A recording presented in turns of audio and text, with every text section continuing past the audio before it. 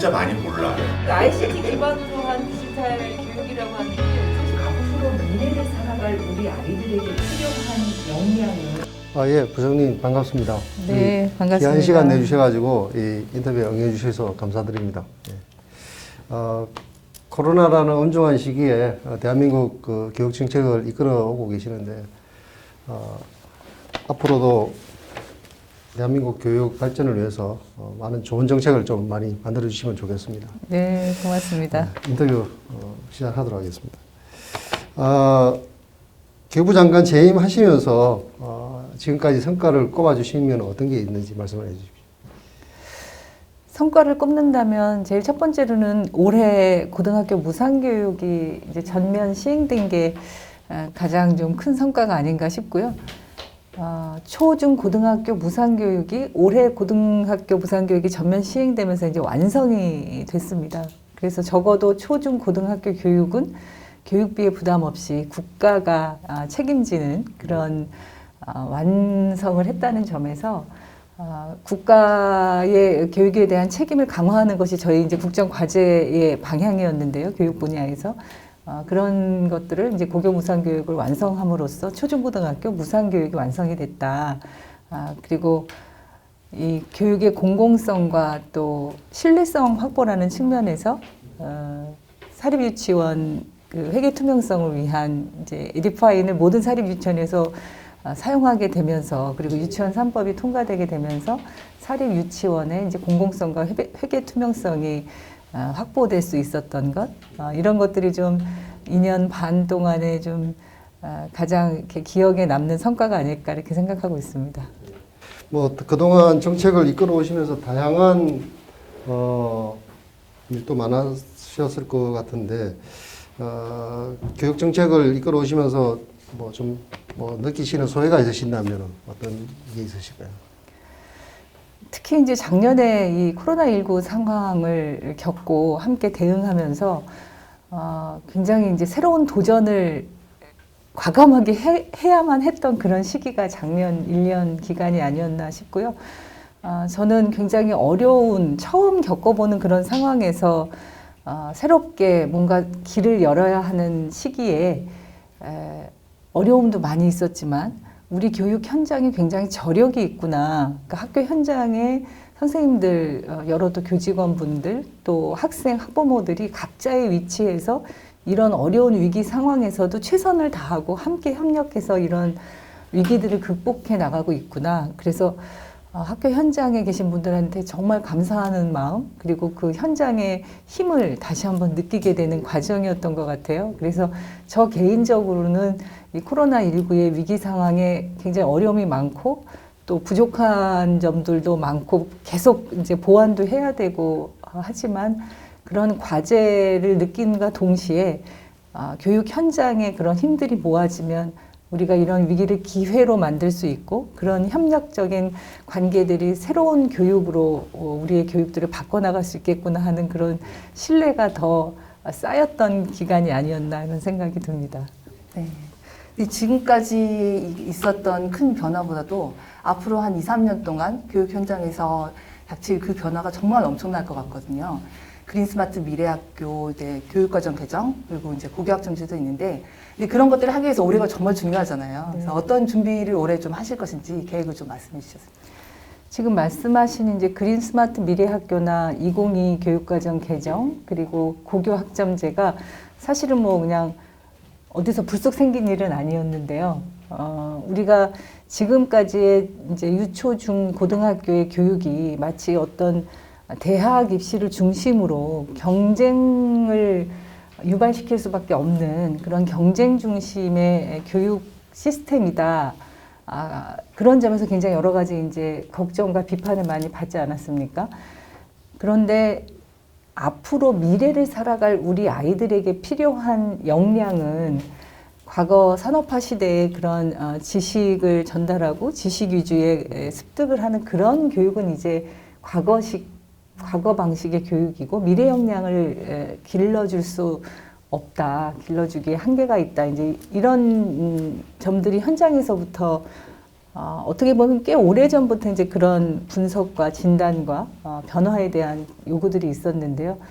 이런 것들이 이제 학교 현장의 정책으로 구체화되기 시작한 게 이제 고교학점제, 그리고 작년에 이제 코로나 위기 상황을 겪으면서 그 전에도 고교학점제는 공동교육과정을 운영하기 위해서 원격 수업을 도입을 하긴 했습니다만 전면적으로 모든 학교 학생들이 온라인 계약을 이제 1년쯤 되네요. 4월 9일이면. 온라인 계약을 했던 게 코로나 위기 상황 속에서였었고, 그러다 보니까 이런 디지털 인프라를 구축하고 그런 새로운 디지털에 기반한 다양한 수업의 혁신들이 굉장히 급속하게 학교 현장에서 이제 이루어지게 된 거죠.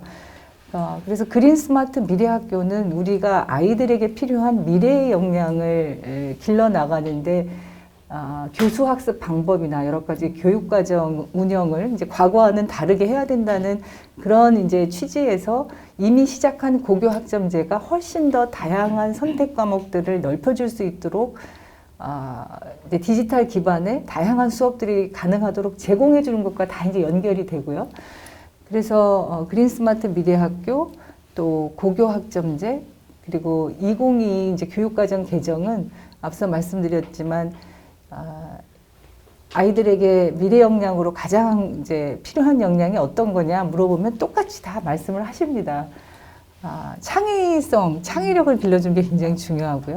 그리고 이제 자기 주도성이라는 얘기를 굉장히 많이 하지 않습니까? 작년에도 원격 수업하면서도 아이들을 누가 이렇게 옆에서 이제 이렇게 보살펴 주실 수 있는 분들이 이제 안 계시고 혼자서 있다 보니까 굉장히 학습 격차가 커졌다 이런 말씀들을 지적들을 많이 하시는데 학생들이 스스로 자기 주도력을 갖는 그런 기회들, 그런 교육 과정들이 실제로 이제 잘 운영이 돼야 된다고 보고 있는데, 그러니까 창의성, 자기 주도력, 그리고 이제는 뭐 어떤 문제가 생기면 그 문제를 해결할 수 있는 능력이 필요한데 그런 문제를 해결하기 위해서는 혼자서가 아니라 협업할 수 있는 능력이 필요하다.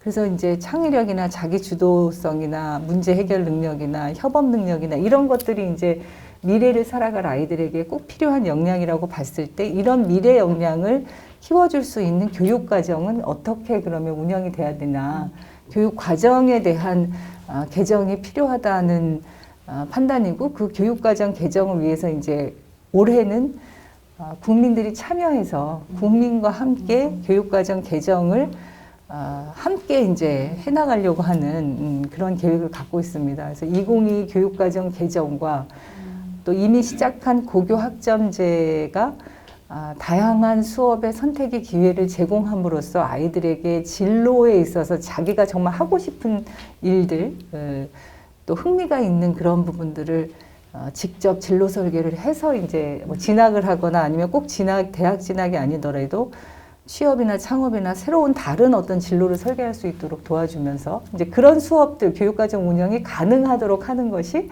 이제 그린 스마트 미래 학교로서 환경과 어떤 시스템과 시설과 이런 것들을 바꾸고 그런 수업이 가능할 수 있도록 공간도 바꾸고 또 지역사회하고도 연계돼서 지역의 자원들도 이 학교와 연계해서 할 수 있도록 하는, 그래서 이제 말씀하셨듯이 그린 스마트 미래 학교, 고교 학점제, 2022 교육과정 개정, 이 핵심적인 정책들이 지금의 우리의 교육을 정말 이제 대전환하는 그런 정책적 과제들이라고 생각하고요. 이게 한 3, 4년에 걸쳐서, 그리고 고교학점제는 25년도에 이제 모든 일반 고등학교에 전면 도입이 되게 되는데, 그러니까 앞으로 한 4, 5년 정도의 이 기간들이 우리 교육을 미래 교육으로 전환하는 데 굉장히 중요한 시기이고, 그 출발점이 그 구체적인 정책들을 구현하는 그 시기가 이제 올해 본격적으로 시작이 됐다고 보고 있습니다. 예, 그린 스마트 미래학교에 대한 보완 질문을 드리도록 하겠습니다. 2025년까지 18조 5천억 원이라는 예산이 투입되는 교육 환경을 바꾸는 역대 가장 큰 규모의 사업입니다.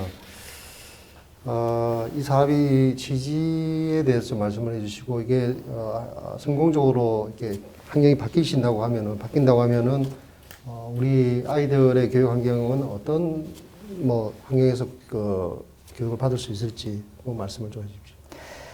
저희가 이제 기후 위기에 대해서는 뭐 오래전부터 이제 사회적인 그런 논의들이 이미 이제 세계적으로도 되고 있었습니다만 코로나19 위기를 겪으면서 이 기후 환경의 변화, 이 위기가 우리 삶에 미치는 영향이 얼마나 큰지를 좀 절감하고 또 작년에 대통령님께서 이제 탄소 중립, 2050 탄소 중립 선언을 하시면서 본격적으로 이제 우리의 이 국가적인 아젠다로 탄소 중립 이런 것들이 이제 이 과제로서 이제 전 부처에서 또 전 국민적으로 그렇게 참여하면서 이루어지게 되는 계기가 됐다고 보고요. 이제 그린이라고 했을 때는 그래서 이제 좀 제로 에너지라든지 친환경적인 생태 환경 교육이 가능한 환경으로 학교를 만들고 그리고 이제 최첨단의 이 ICT를 기반으로 한 디지털 혁신 그런 시스템과 인프라를 구축해서 다양한 이제 스마트 기기들을 활용해서 수업을 할 수 있는 그리고 이제 뭐 VR, AR 요새는 다른 이제 대학을 가보니까 홀로그램까지 다 등장을 해서 원격 네. 수업을 하더라고요. 네.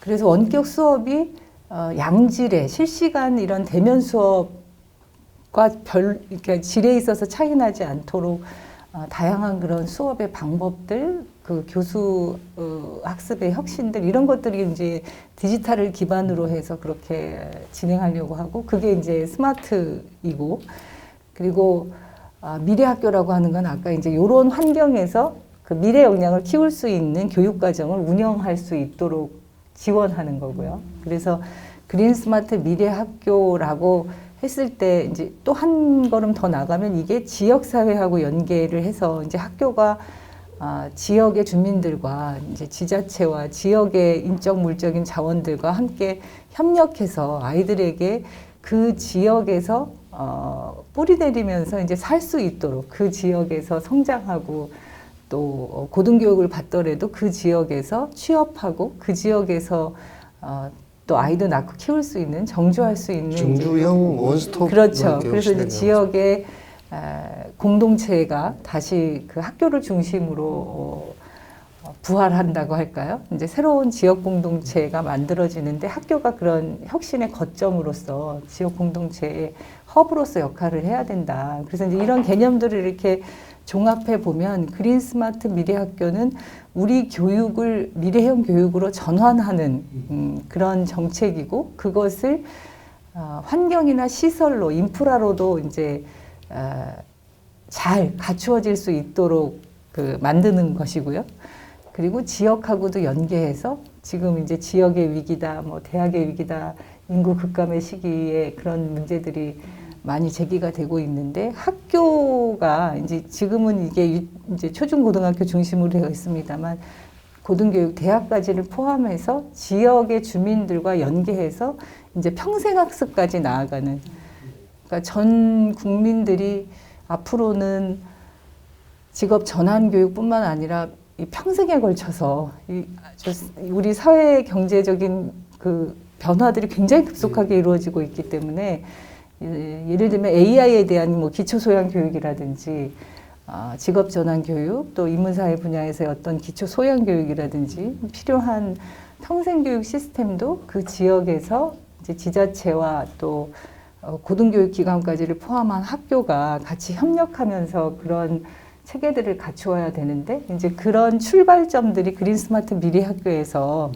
구체화될 것이고 이거는 지역마다 굉장히 다양한 형태로 그 지역의 어떤 요구들을 반영하면서 저희가 이제 사용자 참여 설계라는 말을 쓰는데요. 이 그린 스마트 미래 학교는 그냥 전문가가 학교를 이렇게 만드는 게 아니라 그 학교를 사용할 학생과 학부모 또 지역 주민들까지의 의견을 수렴해서 학교를 만드는 것이기 때문에 굉장히 지역마다 또 학교 급에 따라서 다양한 학교의 모델들이 만들어질 거라고 보고 있고요.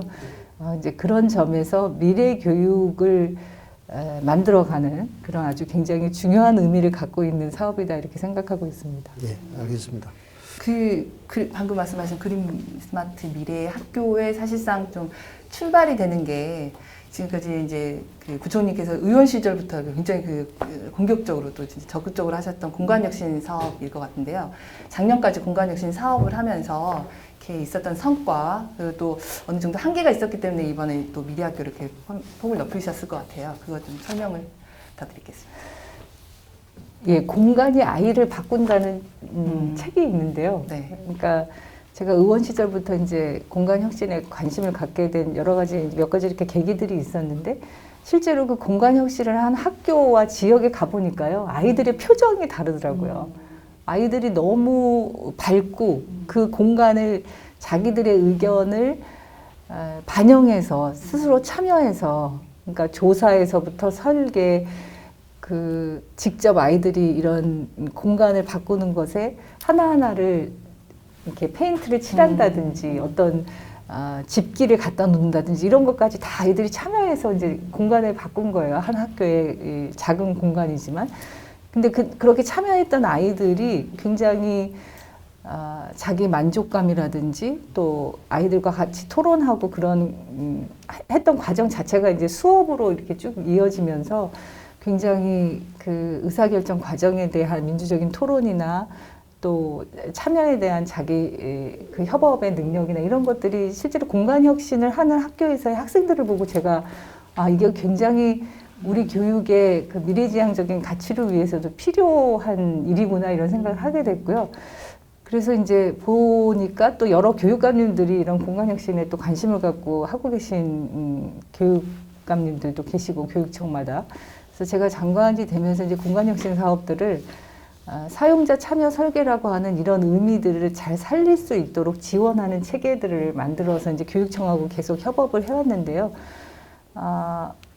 공간혁신이 지금 이제 그린 스마트 미래 학교를 조금 더 확장된 개념이라고 생각을 하고요.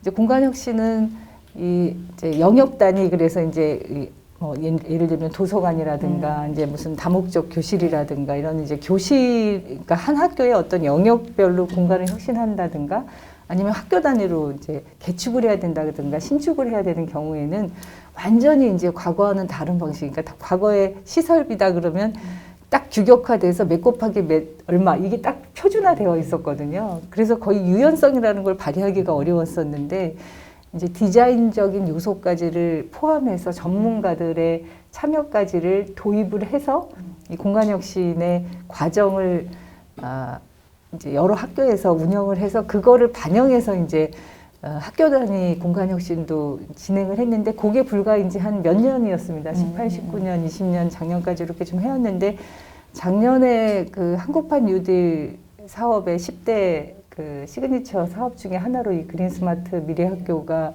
포함이 되게 됐고 그거는 그만큼 학교의 혁신, 교육의 전환이라고 하는 중요한 의미에서 굉장히 그 필요성이 높아졌고 공간 혁신은 그런 이제 기초적인 활동들을 그 학생과 교사들이 참여하면서 공간을 바꿨던 그 과정이 조금 더 확장되고 전면화되고 좀 부분적이었다면 좀 전체적으로 전국 단위로 이렇게 국가적인 아젠다로 커져서 이제 예산의 규모라든지 이런 것들도 굉장히 이제 좀 커졌고요. 그래서 공간혁신 사업에서 이제 배우고 공간혁신 사업을 통해서 현장에서 좀 안착해 왔었던 단순히 이거는 시설을 리모델링하는 사업이 아니라 수업 과정과 아이들의 그 수업에 대한 참여, 민주 시민 교육 과정이다라고도 평가를 받는 과정이었는데 이제 그런 것들이 공간혁신 사업을 통해서 좀 현장에 많이 이제 좀 확산이 되었다면 이제는 그런 수업, 그러니까 아이들이 참여하는 아이들과 교사들이 참여하는 사용자 참여 설계라고 하는 기본 원칙을 이제 그린 스마트 미래 학교라고 하는 지역의 주민들까지를 함께 참여시키는 그런 모델로서 확장하는 개념으로 그리고 전국 단위로 다양하게 공간혁신에서는 또 하지 못했던 지역 연계까지를 포함한 여러 가지 다양한 그 교육 과정의 혁신까지를 이제 반영해서 그린 스마트 미래 학교가 추진되었으면 좋겠다. 그리고 그런 추진을 하기 위한 이제 추진 체계들을 갖추고 있습니다. 예, 알겠습니다. 다음 그 질문은 고교 학점제 질문을 좀 드리겠습니다. 그 상당히 파격적이고 신선한 정책인 것 같습니다. 2025년 전국 도입을 앞두고 그 문제는 이제 그 과연 대학 입시의 어떤 공정성이랄까 이런 것들을 어떻게 담보를 할 건가 이게 상당히 중요한 문제가 떠오를 것 같은데 그 부분들은 이제 남은 기간 동안 이제 잘 준비를 하시고 잘 설계를 하셔야 될 것 같습니다. 어떻게 좀 준비를 해 나가실 것인지 말씀해 주십시오. 고교학점제는 제가 이제 며칠 전에도 국회 교육위원장님과 교육위원님들, 뭐 여당 의원님들하고 이제 우리 그 열린민주당 의원님들이랑 이제 다녀왔어요. 고교학점제 연구학교에. 학생, 교사, 또 학부모 모든 분들이 이제 간담회에 참석을 하면서 의견을 주셨는데, 정말 다양한 선택의 기회가 열려 있어서 너무 좋았다. 아이들이 이제 자기가 진학이나 진로를 선택할 때 그냥 막연하게 대학에 간다? 뭘 전공해야 될지, 내가 뭘 좋아하고 어떤 걸 잘할지에 대해서 스스로 고민하거나 판단할 수 있는 기회가 거의 없었다면 고교 학점제를 통해서 그런 것을 구체적으로 경험하고 자기가 스스로 고민할 수 있는 그런 시간이 되었다. 그래서 이제 그런 점에서 굉장히 아이들이 스스로 자기주도성을 길러나가는데 고교학점제가 굉장히 의미가 있다. 뭐 이런 평가들, 그러니까 굉장히 긍정적인 만족도가 높은 평가들이 대체로 이제 의견들이셨는데 이제 거기서 좀 어려운 점 그리고 반드시 해결해야 되는 과제로 지금 말씀하셨던 그런데 이제 고교학점제를 하다 보니 굉장히 소인수, 그러니까 소수 인원만 듣는 과목들도 신청을 하게 되고 다양하게 아주 과목들이 많이 늘어나니까 이제 다른 학교 학생들하고 같이 운영하는 공동교육과정들도 운영하게 되고 하는데 이제 역시 평가의 문제였어요. 이제 평가를 어떻게 하느냐에 따라서 이게 또 대학 입시에 반영이 되니까 이제 평가에 대한 부담 그리고 대입제도가 지금처럼 계속 된다면 이제 고교학점제의 좀 본래의 취지가 잘 반영되기 어려운 거 아니냐 이제 이런 점들에 대해서는 여전히 좀 걱정들을 많이 하고 계셨고, 그래서 저희가 이제 2월 달에 그 고교학점제 종합 추진 계획을 발표할 때도 말씀을 드렸지만, 25년에 이제 모든 일반 고등학교에 고교학점제가 전면 도입이 되게 되는데, 그러면 28년도에 이제 대학 입시를 보는 학생들이 그렇죠. 25년도에 네, 입학한 학생들이 28년도 이제 대학 입시를 보는 학생들부터 적용되는 대입 제도는 이 고교 학점제의 취지를 반영하는 대입 제도로 개선하겠다. 그래서 지금 저희가 이제 정책 연구라든지 또 관련 뭐 교육감 협의회나 국가교육회의나 이제 교육 전문가들의 의견을 수렴한다든지 또 현장에 학생, 학부모, 교사들의 이 고교 학점제를 반영한 대입 제도는 그럼 어떤 방식으로 되는 것이 가장 바람직할 것인가에 대한 의견을 수렴한다든지 이런 것들을 이제 시작해서 진행을 하고 있고요.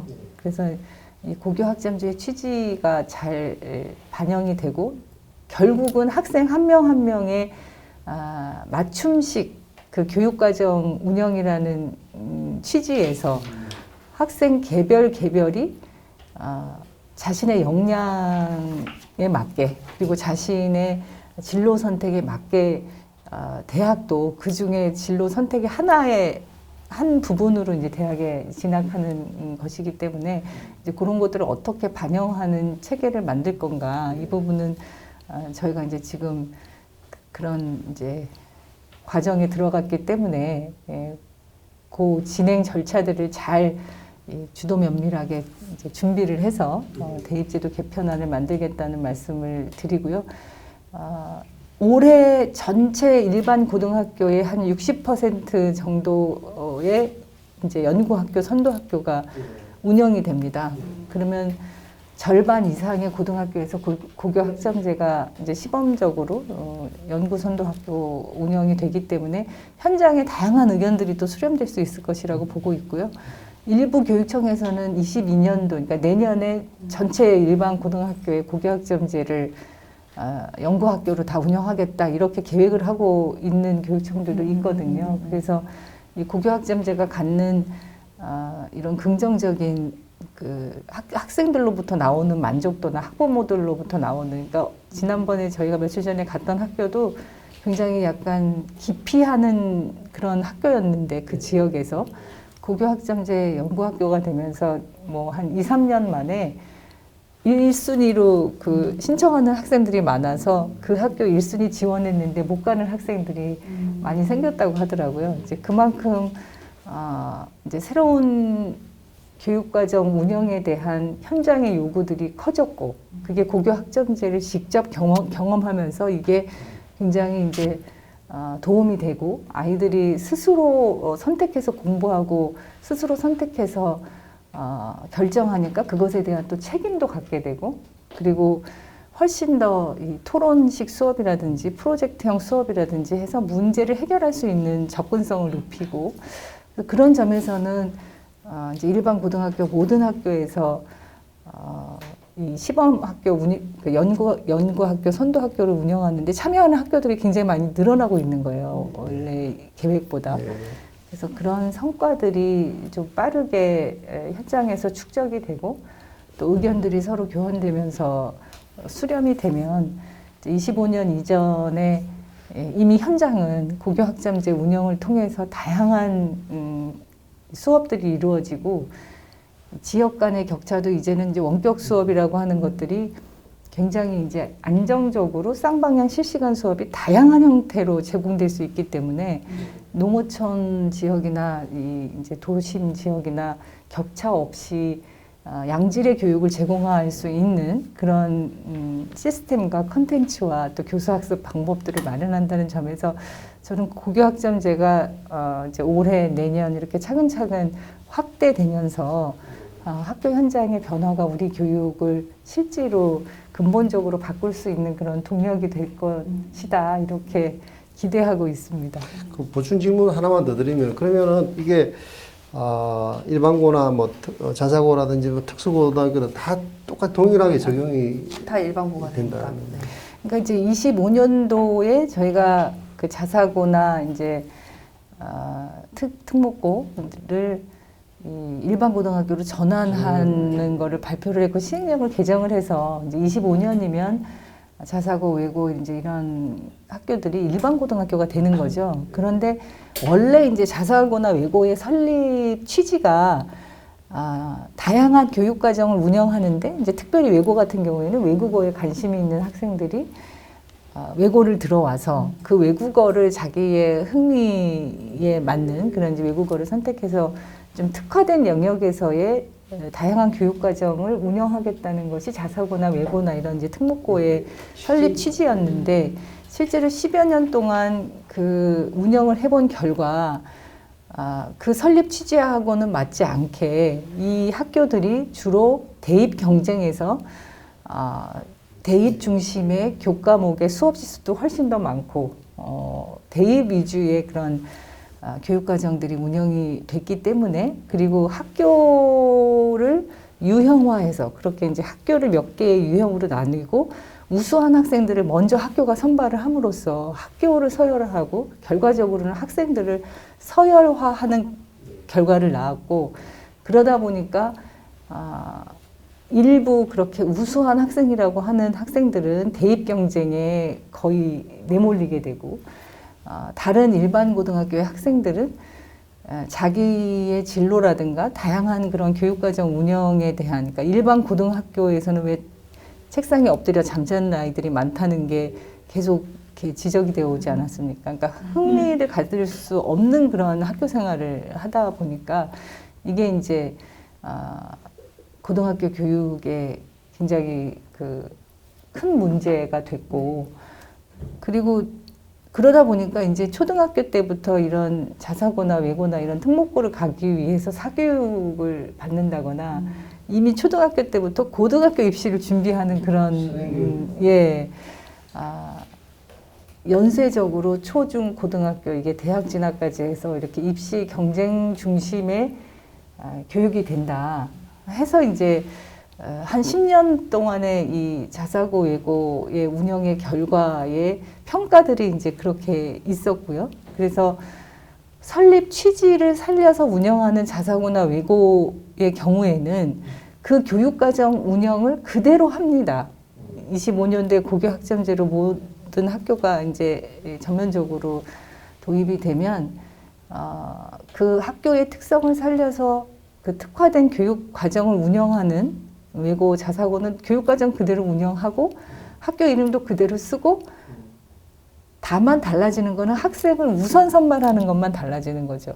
선발을 해서 우수한 학생들을 먼저 뽑는다. 이게 아니라 모든 고등학교, 일반 고등학교에서 그게 뭐 외국어에 대한 뭐 특별한 교육과정을 운영하는 학교일 수도 있고, 뭐 과학일 수도 있고, 예체능일 수도 있고, 여러 가지 이제 그 특화된 영역의 교육과정을 운영하는 학교들이 지금은 이제 한 학교에서 모든 과정을 운영하기가 어려우니까 공동교육과정을 이 지역별로 혹은 이제 특화된 영역별로 신청하는 아이들이 그 원격으로도 하고 또 서로 이동 수업 같은 거 하면서 하기 때문에 저는 자사고, 외고 등이 지금 이제 폐지된다 그래서 일부 학부모님들과 학교에서 이제 반대하시는 분들도 계시는데 그것은 학교를 폐지하는 것이 아니라 원래 설립 목적으로 특화된 교육과정을 운영하고자 했었던 그 취지는 그대로 살려지고 학생들을 우선 이제 우수한 학생들을 뽑는 것이 아니라 그 영역에 그 과목에 그 교육과정에 관심을 갖는 아이들이 참여해서 각각의 학교들이 특화된 영역에 공동의 그런 교육과정들이 운영이 되면 저는 그 모든 학생들이 다양한 선택의 기회를 가질 수 있고 그래서 우리 고등학교 일반 고등학교의 이 아이들의 역량과 교육의 역량들이 훨씬 더 높아질 수 있다. 그래서 이것은 이제 고교 체제 개편이라고 하는 것은 그냥 특목고를 없애는 방식이 아니라 25년도에 고교 학점제를 전면 도입함으로써 자사고나 외고도 그 학교에서 갖는 고유한 특성 있는 교육 과정은 그대로 운영하면서 훨씬 더 양질의 다양한 교육 기회들을 이 아이들에게도 동일하게 제공할 수 있는 시스템이 마련이 되는 것이기 때문에 지금 이제 여러 가지 이렇게 우려하시는 목소리들이 있는데 이제 그런 부분들은 고교 체계 전환의 이 의미와 이 고교 학점제가 현장에서 지금 어떻게 확산되고 있는지 현장의 변화들에 대해서도 좀 관심을 가져주시면 좋겠다 이런 말씀을 드리고 싶습니다. 알겠습니다. 말씀하셨던 것 중에 그러니까 학교 농산어촌학교라든가 이렇게 작은 학교에서도 다양한 수업을 할 수 있도록 온라인 공동교육과정이 아까 설명을 하셨잖아요. 근데 또 그 1년 동안 또 이제 원격 수업을 해 보니까 온라인 공동교육과정이 고교 학점제 아주 좋은 방법일 수도 있는데 수업을 하는데 근데 또 이게 원격 수업을 대면 없이 원격 수업만 하면 또 이제 한계가 있다는 것도 느꼈잖아요. 근데 농산어촌 학교에서는 굉장히 떨어져 있어서 대면하고 원격하고 이렇게 병행하기가 좀 힘들어서 아무래도 조금 좀 부족하지 않을까 이런 걱정들이 있어요. 근데 그런 것들을 어떻게 보완하실 계획이 있으신지. 그러니까 이제 작년에 네. 그 전면화된 원격 수업은 사실은 이제 이런 시스템이나 컨텐츠나 그리고 실시간 쌍방향 수업이나 이런 것들이 굉장히 좀 어렵지 않았습니까? 네네네.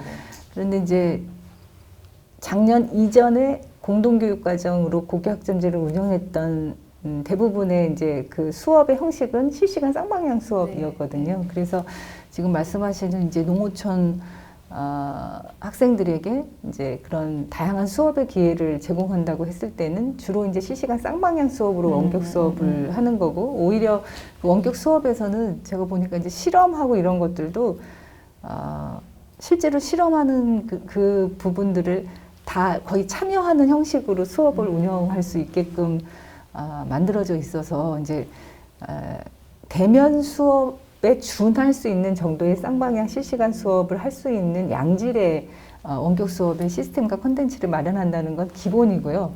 이제 며칠 전에 갔던 그 학교에서도 공동교육 과정을 운영을 하는데 4개 학교의 학생들이 원격으로 수업을 하고 한 달에 한 번 정도는 대면 수업을 하더라고요. 그러니까 이제 학교를 돌아가면서 이 4개 학교의 학생들이 이제 서로 그 각각의 학교들에 가서 이제 교사와 직접 만나고 이제 교사가 중심이긴 하지만 이 수업에 따라서는 기업에 있는 전문가나 그 지역에 있는 이제 전문가들이 같이 이제 참여를 해서 협력을 해주는 거죠. 그래서 이제 T코칭이 이제 같이 이루어질 수 있도록 하는 수업의 형식으로 운영을 하고 있는데, 이제 제가 볼 때는 온라인 공동교육 과정을 통해서 농산어촌에 있는 학생들에게 양질의 교육을 제공하면서도 실제로 대면이 필요한 대면 수업의 경우에도 이제 교사나 다른 이동 수업이나 이런 식으로 매번은 어렵겠지만 교육과정 운영에서 필요하다고 판단되는 그 시기나 그러니까 시간의 배분에 있어서는 대면 수업을 할 수 있는 이동 수업이나 또 이제 선생님들이 가서 이제 순환해서 하거나 이런 방식들은 얼마든지 다양하게 운영을 할 수가 있고, 그러니까 농어촌 학생들이 이동해서 올 수도 있고 아니면 이제 이 도시의 이 교사들이나 학생들이 또 갈 수도 있고, 그래서 그 부분은 어떤 교과목이고 어떤 수업이냐에 따라 가지고 굉장히 다양하게 좀 적용할 수 있는 부분들이 있겠다. 그래서 그건 현장에 계신 분들이 훨씬 더 창의적인 수업 혁신들을 하고 계시더라고요. 네, 그래서 저희는 것들을 많이 좀 우수 사례들 많이 발굴을 하셔야 돼요. 네, 그런 것들이 가능하게끔 이제 규제라든가 제도에서 한계가 있다면 그 부분들을 이제 정책적으로 또 법 제도적으로 개정하거나 이제 보완을 해서 그야말로 이제 규제 혁신을 통해서 아이들과 학교 현장에 필요한 제도의 개선이 이루어질 수 있도록 뒷받침하는 게 또 저희로서는 필요한 일이라고 봅니다. 네, 있습니다. 그 개학 이후에 원격 교육에 좀 혼선이 좀 있었습니다. 그 온라인 클래스라든지 원격 교육 분야에서 이제 뭐 학부형들의 좀 불만도 생겨났던 것 같습니다. 그 원인 중에 하나가 이게 지금 그 이러닝이라든지 나이스라든지 인프라라든지 담당하는 게 약간 분절화되어 있어서 그렇게 일관되게 체계로 좀 지원이 안 되는 거 아니냐라는 일각의 어떤 지적이 있는데, 앞으로 그런 부분들의 조직 체계라든지 시스템을 좀 바꾸실 뭐 구상이라든지 계획이 있으시면 말씀을 좀 해주시죠. 예, 저희가 이제 작년에 이 원격 수업을 이제 갑자기 이렇게 전면화하게 되면서 그런 인프라를 구축하는 것도 그렇고 이제 새로운 컨텐츠나 이런 제공하는 시스템도 그렇고 이게 충분하게 완벽하게 준비를 갖춰서 시작한 게 아니다 보니까 좀 이제 급하게 빠르게 이제 그런 것들을 하다 보니까 기술적인 면에서도 좀 어려움이 있었던 게 사실이고요. 올해도 이제 3월에 개학하면서 그런 아무래도 이제 대면 수업과 원격 수업을 병행하다 보니까 원격 수업이 대면 수업에 준할 만큼의 그런 양질의 이제 수업이 됐으면 좋겠다는 요구가 워낙 많았고, 또 이게 그렇게 되지 않으면 이제 학습 격차가 커진다는 또 이제 걱정들이 많으셨기 때문에, 그래서 원격 수업을 실시간 쌍방향 수업으로 정말 다양한 수업에 편리한 기능을 보완을 해서 할 수 있도록 만들자는 취지로 이제 새롭게 시스템을 구축하고 화상 수업 기능도 이제 보완을 해서 만들었는데, 사실은 현장에 적용하는 과정에서 이게 완벽하게 계약하면서 그렇게 시스템이 운영이 되지 못하면서 한계가 있었고 현장에 어려움을 들여서 저희가 정말 너무 안타깝고 정말 매일매일 이제 그 비상 상황실에서 뭐 많은 분들이 고생을 하셨지만 정말 이렇게 현장에 계시는 분들한테 제가 너무 큰 그런 책임감을 느껴서 굉장히 이제 미안한 마음들을 갖게 됐는데요. 이제 그것을 이제 돌아보면 저희가 이 공공 LMS 시스템만이 아니라 이제 민간 교육 업체나 이제 민간에서 개발한 여러 가지 이제 에듀테크들도 활용할 수 있도록 하고, 그래서 학교 현장에 있는 이제 선생님들이나 학생들이 실제로 다양하게 선택해서 사용자들이 필요한 내용을 이제 필요한 시간에 필요한 시스템을 활용할 수 있도록 해야 되겠다. 이제 그게 지금 저희가 K-에듀 통합 플랫폼을 구축을 하려고 계획을 하고 있고요.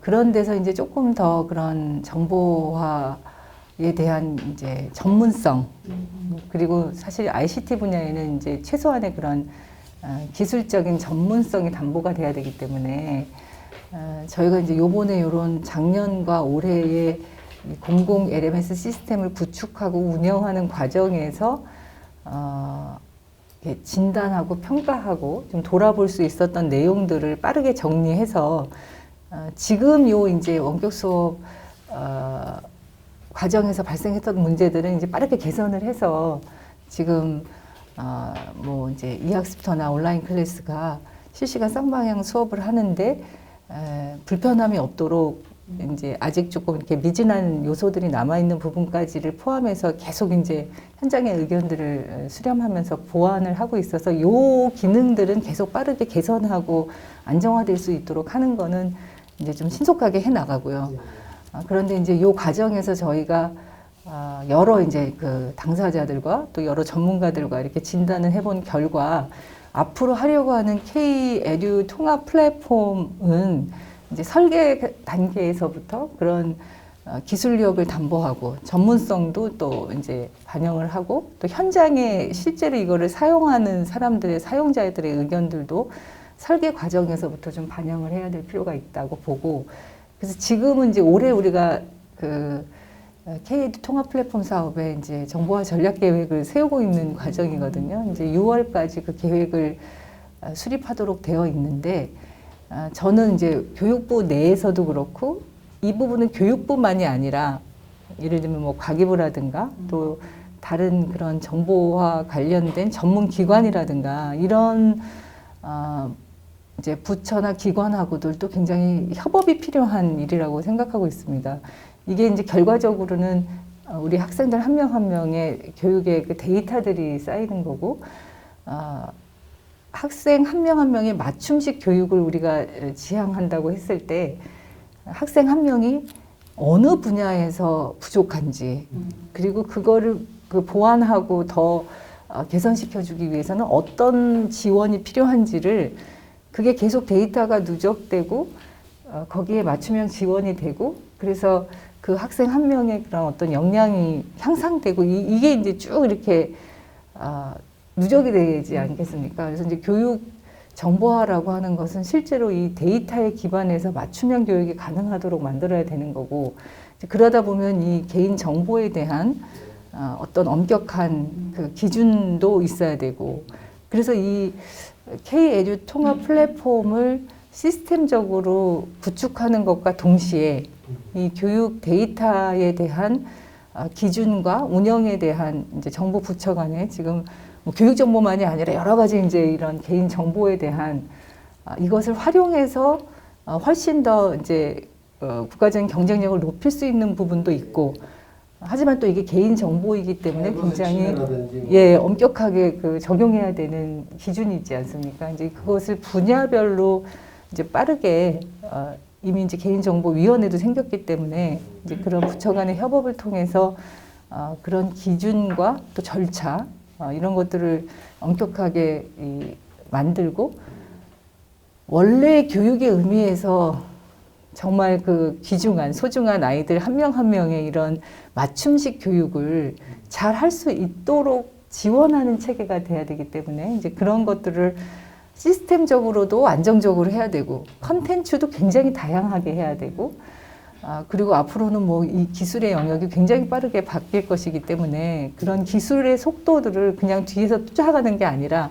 좀 앞에서 주도하고 선도할 수 있도록 하는 것도 필요하다고 보여져서 이 K-에듀 통합 플랫폼을 설계하는 과정에서부터 지난 1년여 동안에 해왔던 일들에 대한 좀 평가? 좀 냉정하게 이런 부분들 좀 들여다보면서 그런 시스템들은 좀 보완할 계획을 갖고 있습니다. 지금 그 통합 플랫폼에 대한 이렇게 이제 그 미래 교육과 이런 이제 에듀테크를 활용하기 위해서 플랫폼에 대한 설명은 해주셨는데, 그 교육 정책을 만드는 교육부 조직이 조직에서도 사실 기술을 굉장히 잘 알고 하는 분들이 또 많이 배치도 돼야 되고 또 조직 체계도 좀 정비가 돼야 되지 않을까 하는 생각이 있거든요. 네. 어떻게 생각하세요?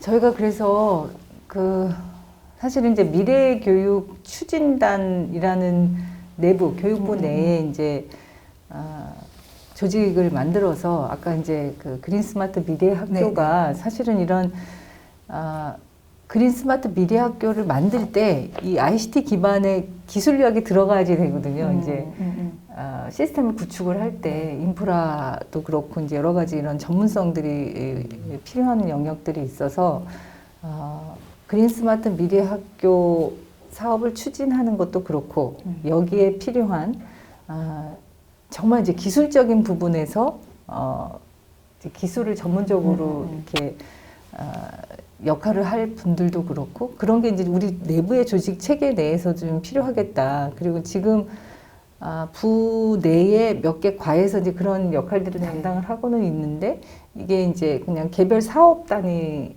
중심으로 되다 보니까 좀 이렇게 분절적인 그런 한계가 있고 그래서 이 부분을 이제 종합해서 미래교육 추진단의 이제 조직 체계로 좀 이렇게 개편을 하려고 하는데 사실은 이제 조직 개편이라고 하는 게 이 교육부라고 해서 교육부에서만 할 수 있는 게 아니어가지고 그래서 이제 그 뭐 행안부라든가 기재부라든가 이렇게 좀 타부처하고의 이제 협의가 좀 필요한 부분이 있고요.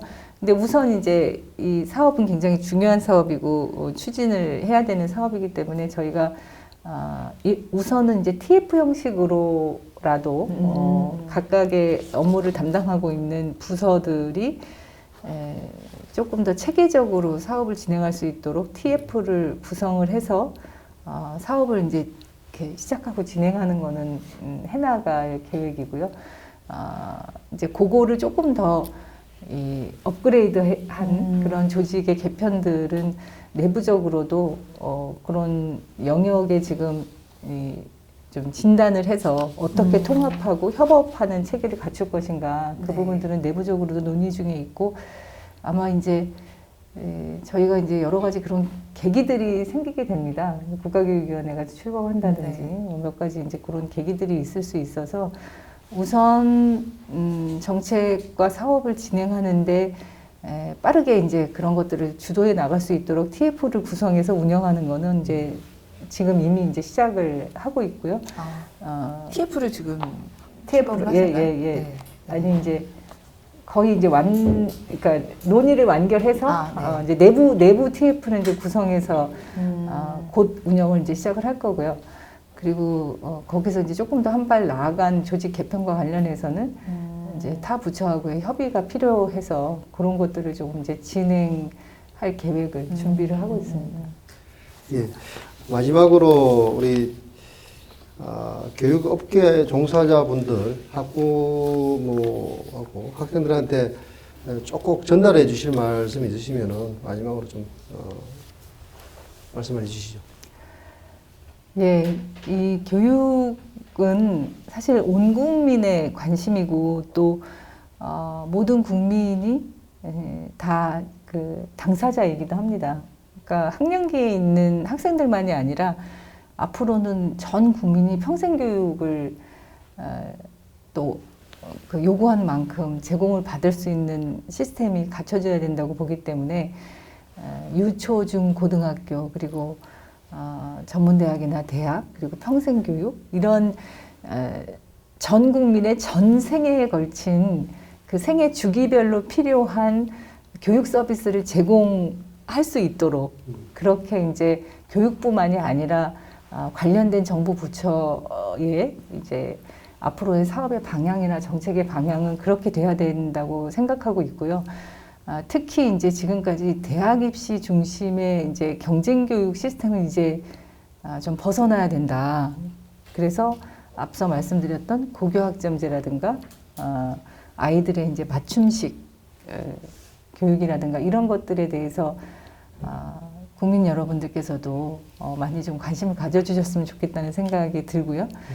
우리 사회가 같이 바뀌어야, 그러니까 일자리 문제라든지 이런 노동시장 문제라든지 이런 것들이 이제 같이 이렇게 바뀌어야 사실은 이제 교육 내에서도 대입 입시 경쟁이나 이런 것들이 좀 바뀔 수 있다고 보기 때문에 어떻게 보면 지금이 이 코로나19 위기를 극복하면서 대한민국 대전환의 시기라고 말씀들을 하시는데 대한민국 대전환의 이 시기는 바로 교육 전환의 시기이기도 하다.